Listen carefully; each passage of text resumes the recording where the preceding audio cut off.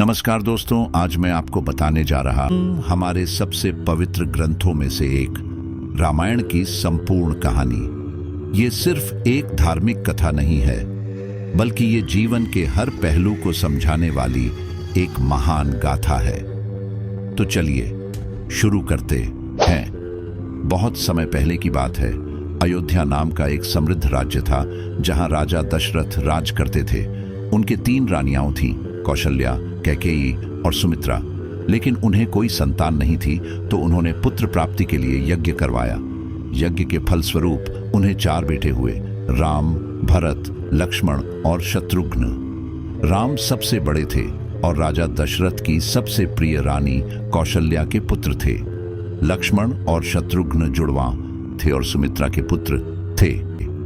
राम बचपन से ही बहुत शांत, बुद्धिमान और धर्मपरायण थे। लक्ष्मण हमेशा राम के साथ रहते थे और उन्हें अपना आदर्श मानते थे। अब बात करते हैं सीता स्वयंवर की। जनकपुर के राजा जनक की बेटी थी सीता, जो शिव धनुष को बिना तोड़े किसी को भी विवाह में नहीं मिल सकती थी। राम ने वह धनुष तोड़ा और सीता से उनका विवाह हुआ।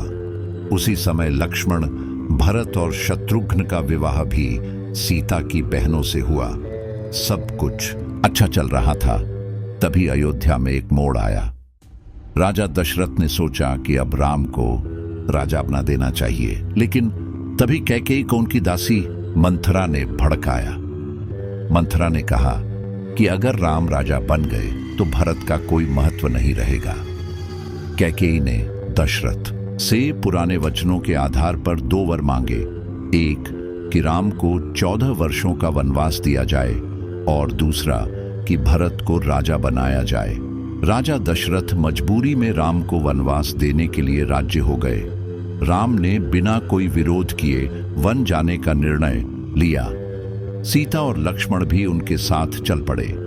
वनवास के दौरान राम, सीता और लक्ष्मण कई अर्षियों से मिले, कई राक्षसों का वध किया और 13 वर्षों तक शांतिपूर्वक वन में रहे। लेकिन 14वें वर्ष में लंका के राजा रावण ने छल से सीता का हरण कर लिया। उसने पहले अपने मामा मारीच को स्वर्ण मृग बनाकर भेजा, जिससे सीता ने राम से उसे पकड़ने की जिद की। जब राम और लक्ष्मण दूर गए तो रावण साधु का रूप धरकर आया और सीता को उठा ले गया। राम जब लौटे तो उन्होंने देखा कि सीता नहीं है। फिर उन्हें पता चला कि रावण उन्हें लंका ले गया है। राम ने सीता की खोज में बहुत प्रयास किया।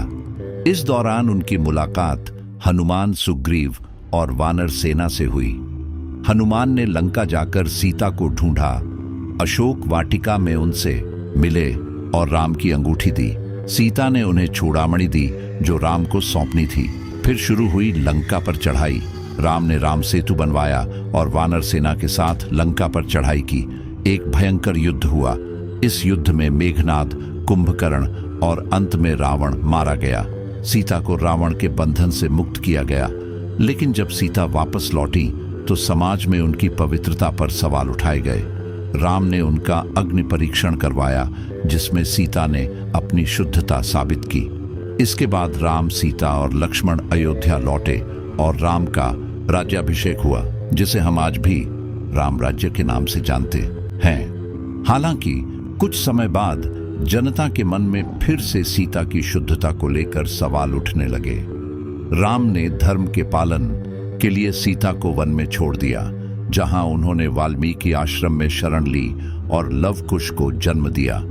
ये दोनों राम के ही पुत्र थे। सीता ने अंत में पृथ्वी माता से प्रार्थना की कि अगर वह निर्दोष हैं तो पृथ्वी उन्हें अपने में समा ले। और सच में धरती फट गई और सीता उसमें समा गई। राम ने अंत में अपना अवतार कार्य पूरा कर सरयू नदी में जल समाधि ली और अपने लोक वैकुंठ को चले गए। रामायण का सार क्या है?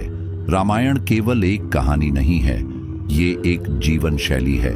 राम हमें मर्यादा का पाठ पढ़ाते हैं, लक्ष्मण भाई के प्रति प्रेम का, सीता त्याग और सहनशीलता की मिसाल है, तो हनुमान भक्ति और समर्पण का प्रतीक हैं। रावण जैसे ज्ञानी व्यक्ति का पतन अहंकार के कारण हुआ। यह हमें सिखाता है कि बुद्धि से बड़ा विनम्रता होती है। अंत में तो दोस्तों, ये थी संक्षिप्त मगर पूरी रामायण की कहानी। अगर आपको ये वीडियो पसंद आए तो लाइक करें, शेयर करें और हमारे चैनल को सब्सक्राइब जरूर करें। जय श्री राम, जय हनुमान।